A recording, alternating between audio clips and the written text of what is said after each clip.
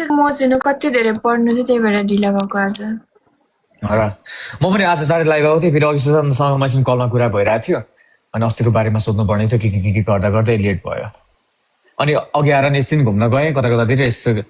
अलिअलि अनि आएको गेम खेलेर के गर्दैछौ के गर्नु भर्खर लाइभ आएको अनि खाना खायो खायो। ओके तपाईँले खानुभयो? आज खान मन लागेन अब पछि बेलुका एकचोटि खाने भनेर नगएको मैले कफी मात्रै पिरहेको छु आज चाहिँ यहाँ तिम्रो वेटमा बसिरहनु भएको थियो कति आउँछ भनिरहनु भएको थियो अनि कल गरेर बोलाउनु अरे क्या कल गर्नै मिल्दैन उसलाई कसरी बोलाउने मैले कल गर्नै मिल्दैन कसरी? तिम्रो इन्स्टामा कुरा गर्थ्यौ लाइक तिमी इन्स्टा नै तिम्रो डिएक्टिभ गरिसकेपछि मैले कसरी कल गर्ने होइन यस्तो अब त्यस्तो बोल्नै पर्छ भने अब त्यस्तो बोल्नै पर्ने सबै के अरे त्यो सबै डिलिट गरेको बट व्हाट्सएप चाहिँ चलाउँछु भने व्हाट्सएप चाहिँ डाउनलोड गरेछु यस्तो क्या मतलब त्यो अब इन्स्टामा एक्टिभ हुँदैन भने अब त्यो कोही बोल्ने मान्छे भने युज नगर्दा हुन्छ किनभने पढाइमा फोकस पढाइ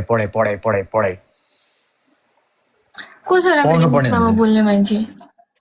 र त त्यस्तो अब इम्पोर्टेन्ट अब हुन्छ नि युज गर्नै पर्छ भन्ने छैन त्यस्तो इम्पोर्टेन्स छैन भने चाहिँ युज नगर्दा पनि हुन्छ भने हो क्या मैले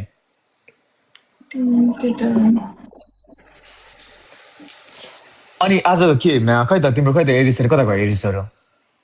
खै कता गयो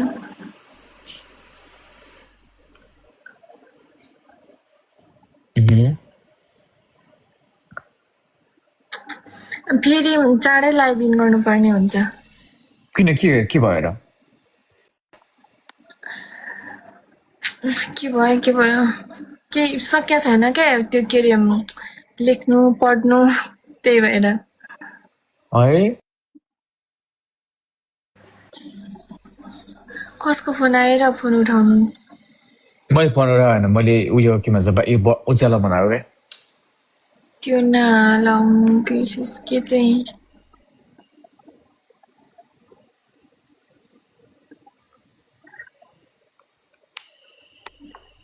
बिचरा स्याड भयो कति मन दुखाएको होला सनिमले पाप लाग्छ कुनै दिन अरे ल के भने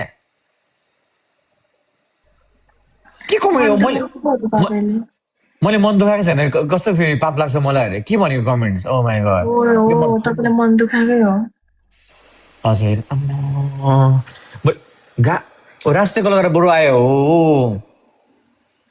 तपाईँलाई बोल्न मन छैन भने जोड्दा हुन्छ उसलाई म जान्छु तिमीलाई थाहा छ नि रिक्वेस्ट कस्तो आउँछ ब्रोले दिएको छ नहाने साने छ अस्ति थाहा छ अस्ति 23 चोटि पठाइदिएको है उसले उहाँले म त्यति कस्तो टाउको हानिरहेको थियो बिराम भइरहेको थियो अनि भोलि चाहिँ बोल्नु पर्ला अनि हाम्रो के भन्छ राष्ट्रिय कलाकार ब्रदर तपाईँले हेरिराख्नु भएको छ भने चाहिँ भोलि तपाईँसँग भोलि इन्जोय गर्नुपर्छ है त भोलि धेरै टाइम छ अनि आज खासै धेरै टाइम छैन भोलि है त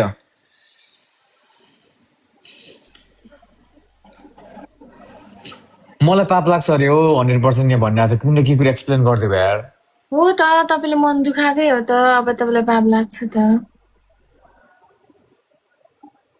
त्यो सबै कुरा गर त्यो हुन्छ नि लाइभमा बसेर त्यो भिक्स लाएर त्यो रुँदै त्यो एक्टिङ गर्दै चाहिँ नबस त प्लिज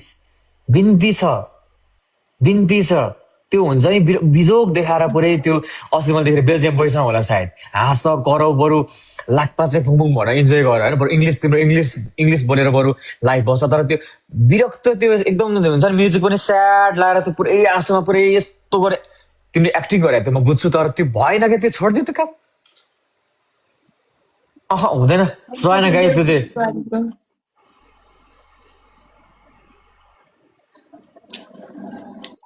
गिफ्ट कहिले दिने गिफ्ट कहिले दिने डनलाई अरे गिफ्ट उसको बर्थडेमा दिउँला नि गिफ्ट पर्दैन हो तिम्रो बर्थडेमा गिफ्ट दिउँला नि गिफ्ट त दिनै पर्यो नि अब आफूले चाहेको मान्छे त पाएन त्यो गिफ्ट आएर के गर्नु गाह्रो त्यही भएर मैले आजभोलि बोल्नै छोडिदिएको कोसँग बोल्नु छोडेको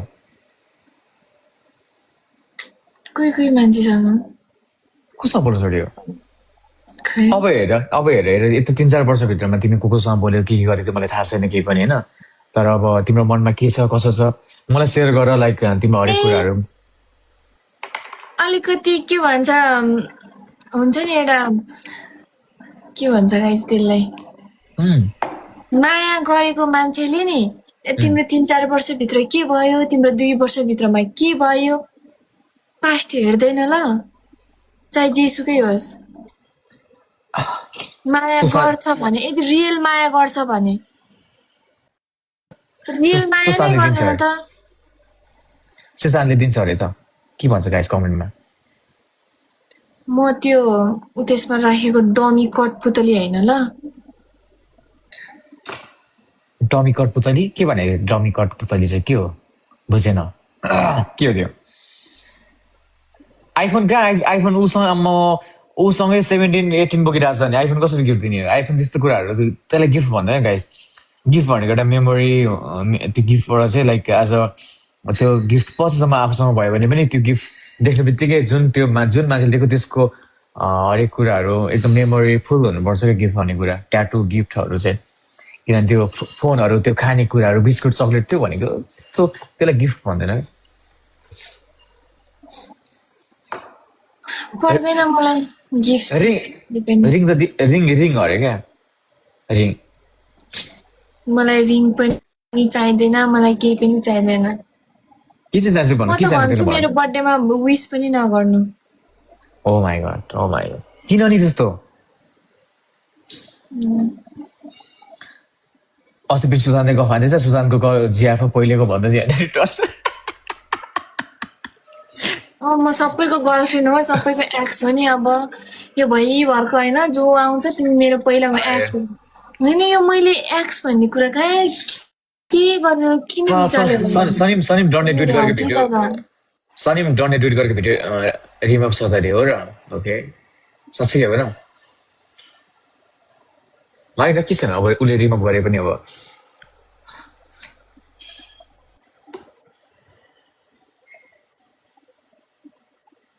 ल हजुर ओ गाइस के